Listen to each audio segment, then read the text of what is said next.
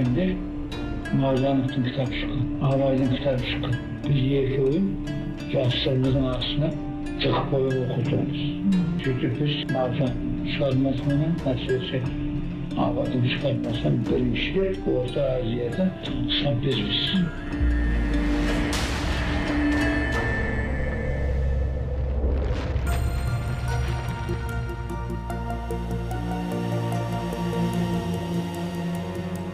Тұлғаны адам емес, заман тудырады. Ал тарих оны ұлықтап өсіреді, я туралап өшіреді. Міне, жай азамат пен тұлғаның айырмашылығы осында. Нұртас Оңдасынов сөз жоқ, тарихтың сыры мен сынына лайықты тұлға. Оның тұлға болып қалыптасуына хақы болған жоқ. Өйткені 20 ғасырдың 30 жылдарындағы аласапыранда ұлттың оққан тоққаны, көз ашып көкірегі ояу бас көтерері, ел басқарары бәрі кетті.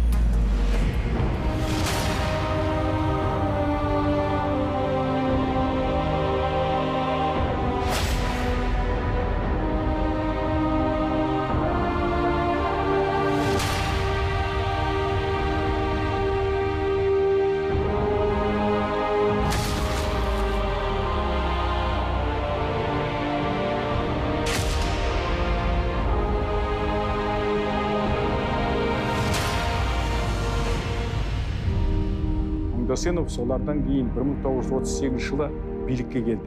Жай келген жоқ. Алдыңғы буын зиялылардың көзін көріп, игі ісін біліп келді. Қазақстан үкіметін басқарған жылдар осы өсиетті санасымен де, жүрегімен де алып жүрді. Мен енді осы репрессия саясатына байланысты көп материалдарды қарадым, білемін, бірақ осы Нұртас Оңдасыновтың осы саяси репрессияға байланысты мынау қол қойған, атсалысқан документтерді кездестірген емеспін. Ондай материалдар жоқ. Бұл тұрғыдан алған уақытта Нұртас Оңдасыновтың ары таза деп айтуымызға болады.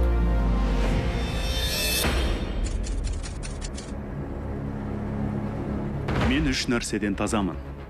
Біріншіден, сонша жыл елі басқарып отырып, біреуге нақақтан нақақ жала жауып, қиянатқа барған емеспін. Біреуден бір сомда пара алған емеспін. Қолым таза. Екіншіден, 1937-38 жылдардағы қаралы күндерде боздақтарды атып жатқанда бір қағазға қол қойған емеспін. Арым таза. Үшіншіден, адамдарды атаға, руға, жүзге бөлген емеспін. Жүзім таза. Нұртас Оңдасынов. Нұртас Оңдасынов біздің түсінігімізде жалпы зиялылардың байыптауында алаш тұлғаларының жалғасы. 19 жыл Ташкентке барған, 19 жылы Ташкентті қарасаңыздар, Ташкентте зиялылардың бәрі жүр. Ол жерге Орынбордағы тіпті Ахмет Байтұрсынұлы келіп тұрған. Ол жерде Міржақып жүр, ол жерде Қошке Кемеңгерұлы жүр, ол жерде Мұхамеджан Тынышпайұлы жүр, Мағжан жүр, басқа үлкен тұлғалар жүр. Осының бәрі де жалпы өмірге, үлкен өмірге, қалалық өмірге, жаңа білімге аяқ басқан Нұртас үшін үлкен бір мектеп болды.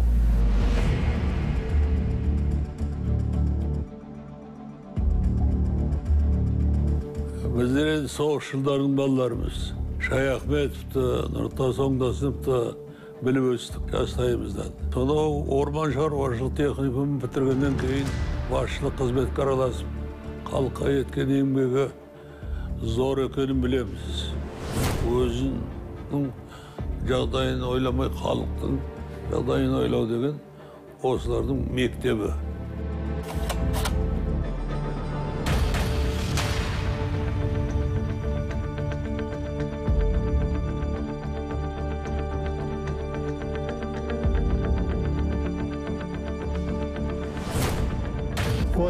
жылы Кембанев Петресінің бас инженері күнімде мені бірінші Қазақстанның жоғарғы советіне депутат қылып сайлады. Сол сайлауда біз Алматыда Нұртас Оңдасынов жолдасты бір ауыздан Қазақ Республикасының советінің председателінің төрағасы етіп сайладық.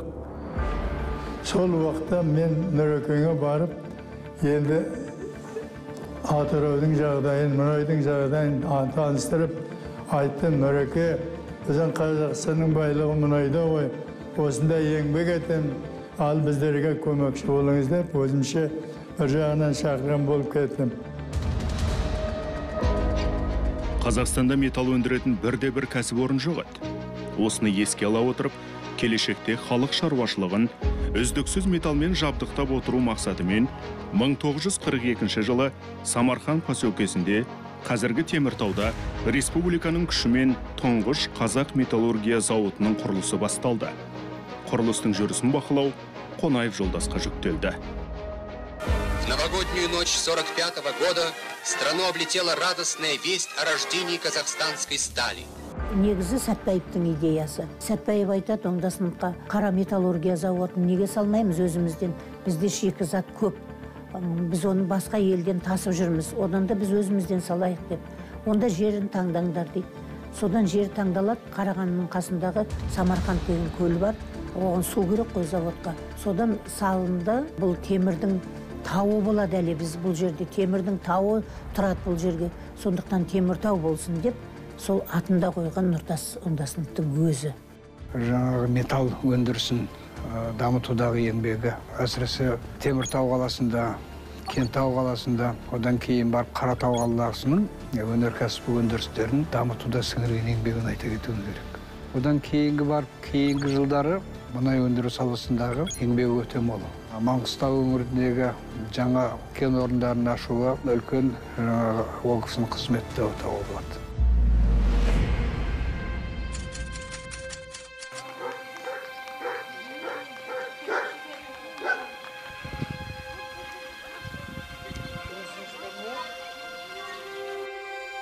Қаракемір дейміз, мынау Сырдарияның оңтүстік бетінде, мынау Түркістанның күнбатыс жағында. Осы жерде ол кісінің балалық шағы, барлық өмір осы жерде өтті. Ол кісінің әкесі диқаншылықпен айналысқан, бір 2-3 түйесі болған. Мынау Оңдасының шұқыр деп әлі күнге дейін біздер айтамыз. Ол уақытта сол шұқырға қардың, жаңбырдың сулары жиналып, қыстай жатып, ерте көктемде солар еріп, сол жерді айдаптып, сарымақта деген мақта егеді екен. Сол сарымақтаны иіріп, содан 2 қабат, 3 қабатын сол түйенің жүнінен қосып тұрып, шекпен тоқиды екен. Сол Оңдасынан кейін сарымақтаның тұқымына жоғалды дейді. Содан қайтадан ол қолға алынбады дейді.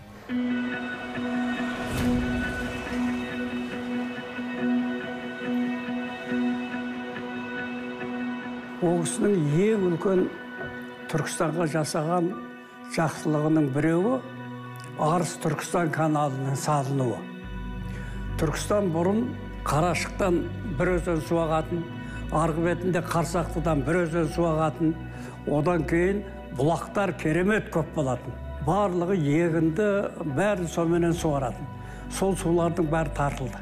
Ана кісі өз су маманы, соны біледі екен, Түркістанға су әкелу керек деген ойменен мамандарды жинап, арнайы проекті жасатып, адамдар жіберіп, 39-40 жылдары мынау Арыс Түркістан каналының проектісін бітіреді. 1943 жылы социалистік Қазақстан газетінде Қазақстанның мал шаруашылығын өркендетуге байланысты Нұртас Оңдасыновтың үлкен мақаласы жарық көрді. Мен сол мақаласын оқып, таныстым. Сонда байқағаным, бұл кісінің соншалықты көреген басшы, байсалды, парасатты басшы екендігін мен байқадым. Оңдасынов басшылықта жүрген кезде Қазақстанның мал шаруашылығы жақсы даму алды деп айтуымызға болады. Мәселен, 28 жылғы 40 миллион малдан 33 жылы бар болған 4 миллион мал қалған болады. Оңдасынов қызметте жүрген кезінде 4 миллион мал 20 миллионға жақындады.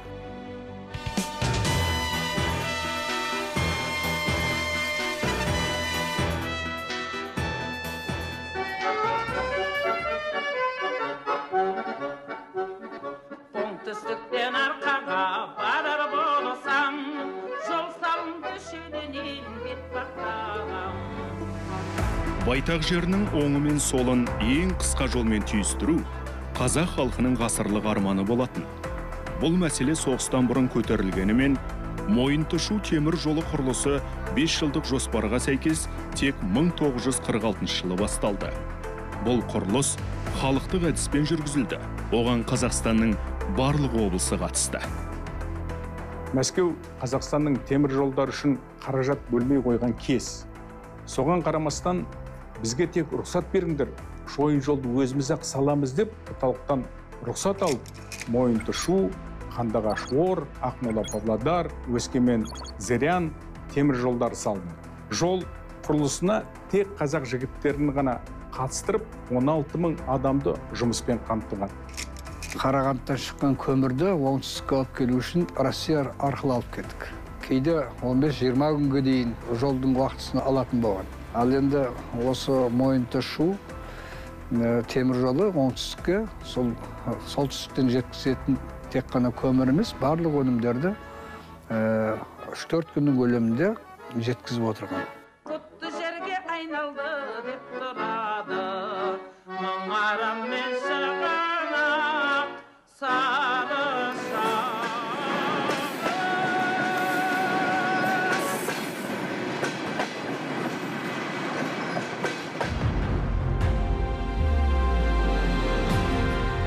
Ұланбайтақ Қазақстанның көп салалы халық шаруашылығының, мәдениетінің, өнерінің халімен толығырақ танысуға 1-2 жылдай уақыт кетті. Ойдан ой туады дегендей, бұдан республиканың алдында тұрған алып істерді мүлтіксіз атқару үшін алдымен ғалымдарға, білгіш мамандарға, қолдарынан өнер тамған сауатты қалың бұқараға сүйену қажет екені байқалды. Ол кезде Қазақстан мұндай кадрларға өте мұқтаж еді. Осы мәселелерді тездетіп шешу, алдымен ғылымды ұйымдастыру қамын ойлау үстінде, бұрын орман шаруашылығы саласында істеп жүрген кезімде баспа беттерінен геолог Сәтбаевтың бірнеше мақаласын оқығаным барды. Сол есіме түсе кетті.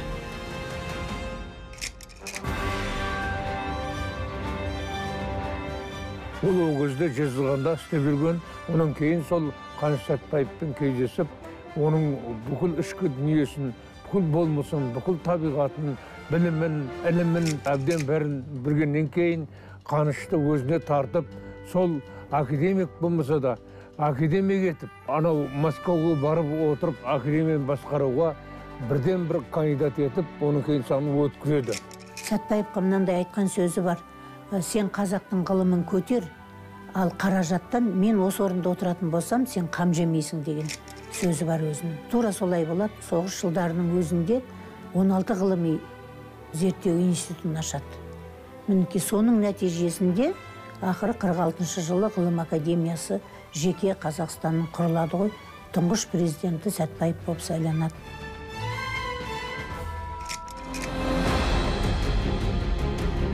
Алматы қаласында 1944 жылы сол кезде біздің ауылдарда, алыс ауылдарда оқи алмай қалған, оқуға мүмкіндігі жоқ. Әкелері соғысқа кеткен, аналары басқа қиындықтарды көрген, солар оқысын деп қыздар педагогикалық институтын аштыруға Нұртас Оңдасынов көп еңбек сіңірген. Қазақстанның түкпір-түкпірінен алыстан келген жастарымыздың оқуға тегін мемлекет тарапынан тегін берілген оқу мүмкіндігін жасауға ол кісінің сіңірген еңбегін осы уақытқа дейін ел айтады.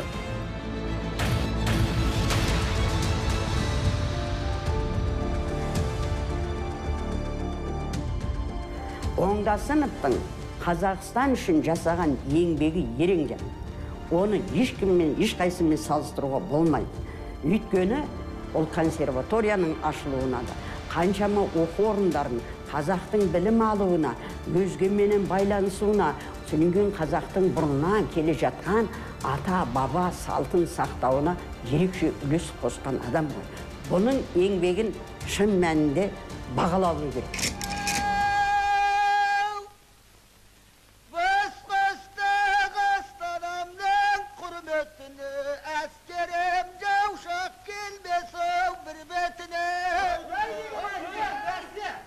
Нұртас Оңдасынов ұлтын сүйетін мемлекетшіл қайраткерлердің үлгісін жасап кетті.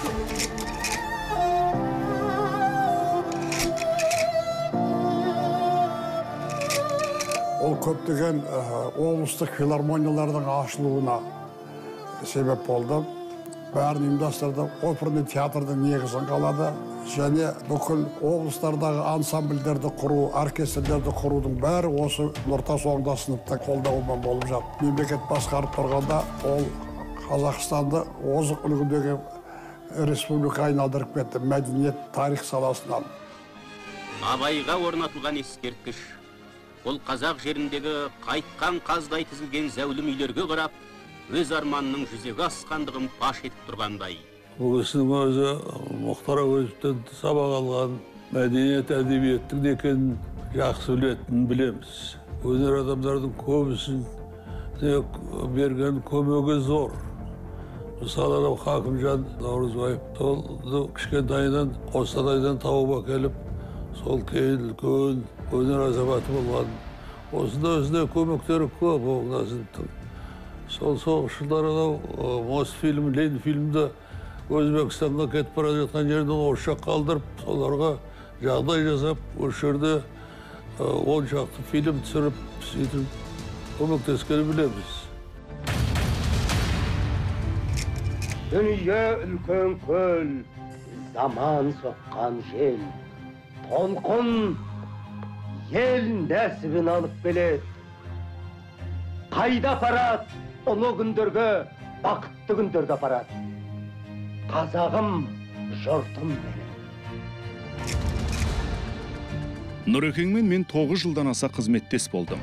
1938-1951 жылдар аралығында Қазақ КСР Халық комиссарлар кеңесінің және министрлер кеңесінің төрағасы болды. Сол кезде еңбек ұйымдарын жиі аралауға, қайнаған өмірді өз көзімен көруге ұмтылатын. Әсіресе ауыл шаруашылығы еңбеккерлерінен қол үзбей, солардың тыныс тіршілігіне ерекше мән беретін. Үлкен кісі өткенін мақтайды дегендік болмасын. Бір мүшелге жетер жетпес үлкендігі бар Нұрекең үзеңгілес інілеріне үлгі болуға тырысатын. Жұмысты жанын салып істейтін. Және орынбасарларын жинап әңгімелесіп отырған тұста менің бойымдағы бар жақсы қасиетті алып қалыңдар, ал жаманнан бойларыңды аулақ салыңдар дегенді қайталаудан жалықпаушы еді. Дінмұхамед Қонаев.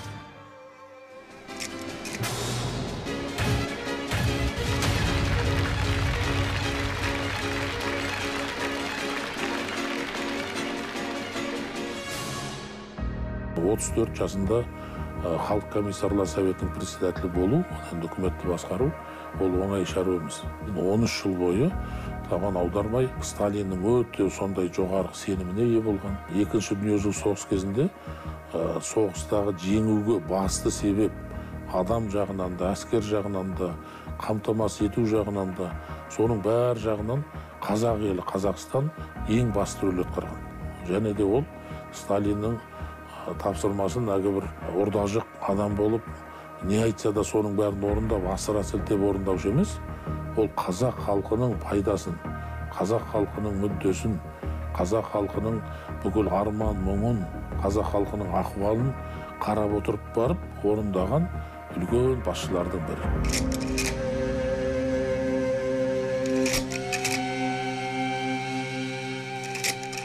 Мысалы, біздерді 44-ші көшіргенде түнгі 3-терде келіп көшесін деген жұрт абдырап не істерінде білмейді. Мысалы, менің әке-шешем ең ақыры өзінің несінде алған жоқ, құжаттарында. Сонда келген. Сондықтан да мен үнемі айтам, Сталин жылатқан жұртты жұбатқанның бірі осы қазақ қой. Бірақ сол қазақтың сол кездегі басшысы осы болғаннан кейін соншама ұлттың өкілін алып келіп, Қазақстанға тоқытқандыға да өнерлісінде, өнерісінде қашып жүріп, бөсіп жүргендерді әкелгенде соның барлығының көңілін тауып, әрқайсының өзінің орнымен орналастырып, қатарға қосқан жанның басшының біреуі сол.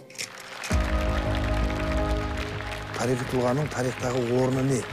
Ол тарихи процесті қаншалықты жеделдете алды? Тарихи процесті қаншалықты халыққа жағымды етіп өткізе алды? Осыменен ол тарихи тұлғаның көрегенділігі өлшенеді. Осы тұрғыдан алып қарағанда Нұртас Дәндібайұлы өзінің сондай биік лауазымдағы қызметін халыққа қызмет жасауға арнай алған. 38 бен 51 жылдың арасы біз үшін өте қиын кезең. Екі кезеңде де зиялыларымызды топтап ұстаған кезең. 30 жылдардағы зиялылар ұсталып кейін атылып кетсе, ал 50 жылдары алды 25 жылға кесілді. Қажым Жұмалиев, Қайым Мұхаммедханұлы секілді азаматтар жай идеологиялық ұстаным үшін немесе ұлт тарихындағы дұрыс пікір айтқан үшін 25 жылға кесілді. Осы аралықта Нұртастың ел басқарып және идеологияға бір жаңағы тамызық болатындай ойларды жалғастыру да осындай бір ақыл ой парасаты деп есептейміз.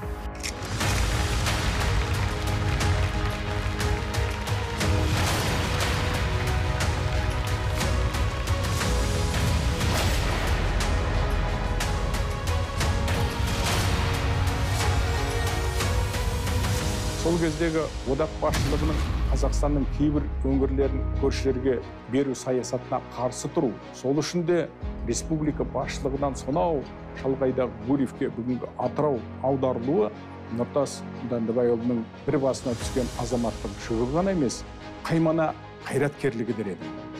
Ал енді ол кісінің Гурьевтегі қызметіне келсем, есімде әкем Нұрғалидың бір сөзі қалыпты. Атырауға бір чемоданмен келіп, бір чемоданмен кеткен басшы еді деген.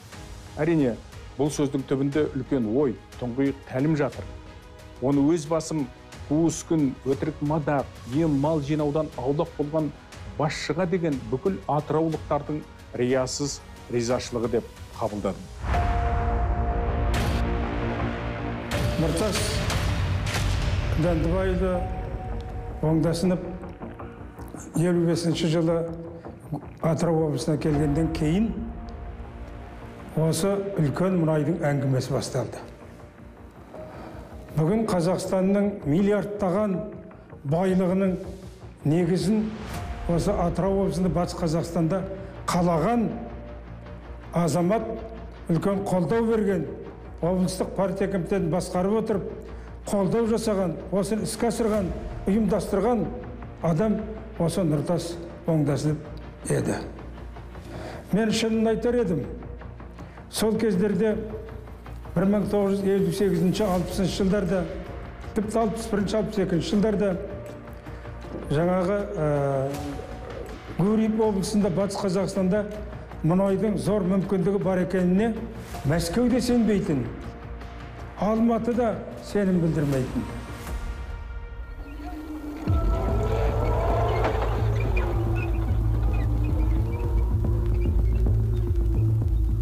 Сол кезде жаңағы сол Маңғыстау өте қатты зерттеліп сөйтіп жатты. Оның кейін Түркменстан Маңғыстауды алуымыз керек деген әңгіме айтқан. Сол кезде Нұртас Оңдасынов қарсы шыққан, қайыспай қарсы шыққан. Біздің тәжірибеміз жетеді.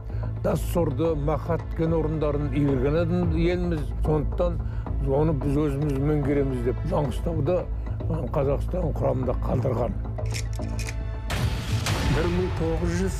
1960 жылы Қазақстанның 40 жылдығы тойлану керек еді.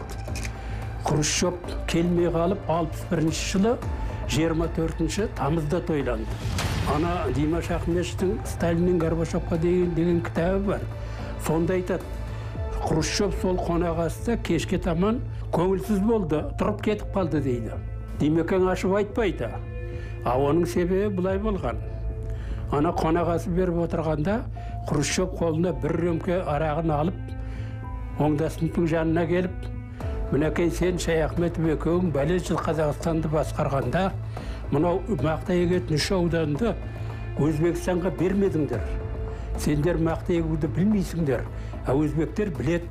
Соған бермедіңдер. Енді мінекей ертең біз береміз, мына қаулы шығарып, осы Қазақстанның сессиясының қаулысын шығарып дегенде, орнынан түрегеліп, егер де мен Қазақстанды басқарып отырсам, қазір де бермес едім деген Оңдасынов.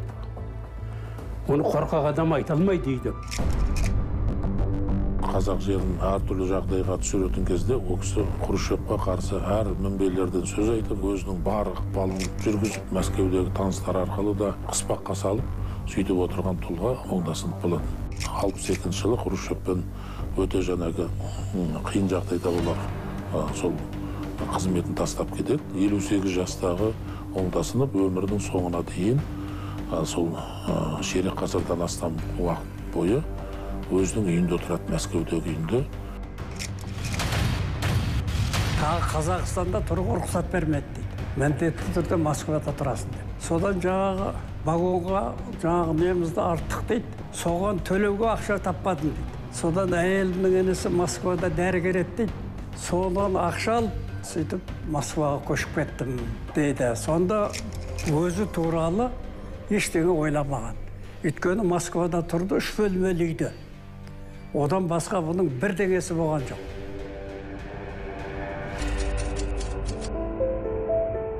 Ұмытылмай есімде сақталып қалған ең қайғылы уақиға туған анам Жұмагүлдің бір түннің ішінде дүниеден өтуі еді.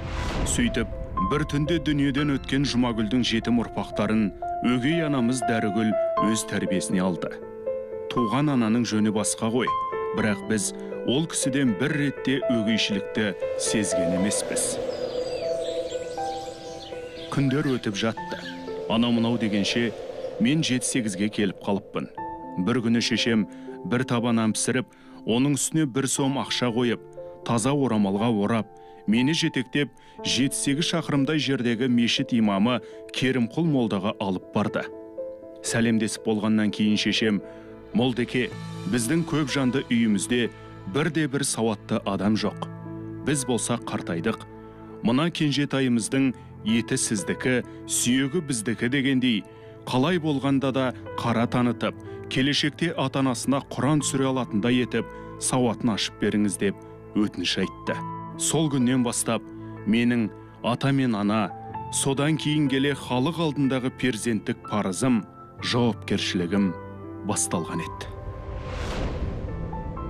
Біреулер бар, 20 жыл оқыса да, миына еш нәрсе қалмайды ғой. Ал парасат деген бар ғой. Бұл мәселен атамыз Нұртастың парасаттылығы. 2 жыл оқыды, сол 2 жыл оқыған мәселен білімін кейін мынандай түсіндірме сөздікке жасауға, мәселен жаңағы зейнеткерлікке шыққанда жақсы пайдаланды. Институттардың жасайтын тірлік әлгі араб парсы сөздігі деген бар ғой. Сонда 2 сөздікті 2 институттың жұмысын бір өзі атқарып кетті. Мен энциклопедияда алғаш кезде біраз жұмыс істеп көрген. Сонда столдың үстіне жататын ең негізгі ғалымдардың, редакторлардың сүйенетін кітабы осы. Әлі уақытқа шейін соның орта-соңында сыныптың сөздігін пайдаланамыз. Егер мәселен осы сөздіктер жазылмағанда бар ғой, бізде деген бір үңгір пайда болатын еді. Орнын толтыру өте қиын. Менің мәселен өз жұмысыма, мәселен қазір Бабырнаның түсіндірме сөздігін жасап жатырмын ғой, басқа ғалымдармен ортақ. Мұна кітапсыз жазуға болмайды. Бұл жасаған сөздіктері деген мәңгілік әрбір тіл зерттеушіге әм саяси тұрғыдан, қоғамдық тұрғыдан, социалдық тұрғыдан, психологиялық тұрғыдан өте маңызды дүние деп есептеуге болады.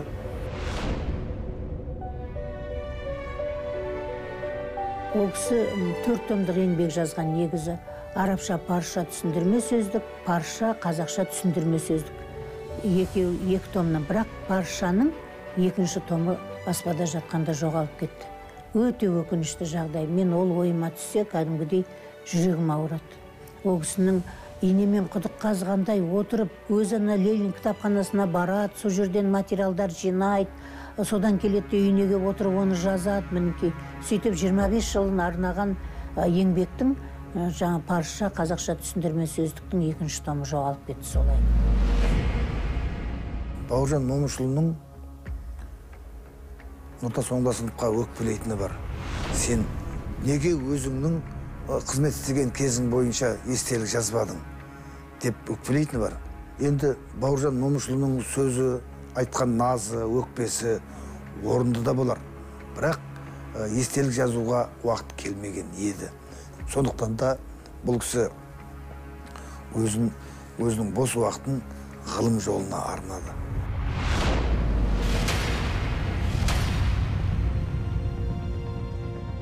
Bismillahirrahmanirrahim. Elhamdülillahi Rabbil alemin, Errahmanirrahim. مالك يوم الدين إياك نعبد وإياك نستعين. Бүгінгі кейбір ғалымдар, кейбір зерттеушілер осы кеңестік кезеңдегі қайраткерлер мен бұрынғы қайраткерлер арасындағы бір нәзік байланыстарды бір жақты қарап жатқан жағдайы бар. Ол кеңес өкіметі ол кеңес өкіметіне қызмет еткен азамат ретінде. Енді сұрақ туады, сонда кеңес өкіметінде кім жұмыс жасау керек?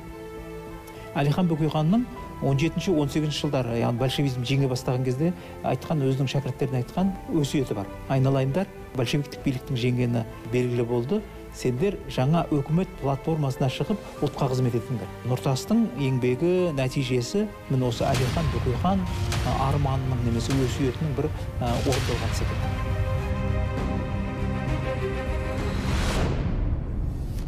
Тәуелсіздік деп айтпасақ, бұл кезде тәуелсіздіктегі сөзді өмірі айтудан қорқушылық қой бәрібір. Қиялдайтын шіркін Қазақстан бір кезде дербес мемлекет болып кетсе, біріккен ұлттар ұйымына мүше болып кетсе деп арман ғана болушы еді ғой. Міне сол заман қайтып келді. Сол арманның да негізін қалаған осы Нұртас Оңдасын өзінің кәдімгі іскерлігінің арқасында, мемлекетшілдігінің, ұлтжандылығының арқасында Нұртас Оңдасын сол тәуелсіздіктің негізін қалап кетті.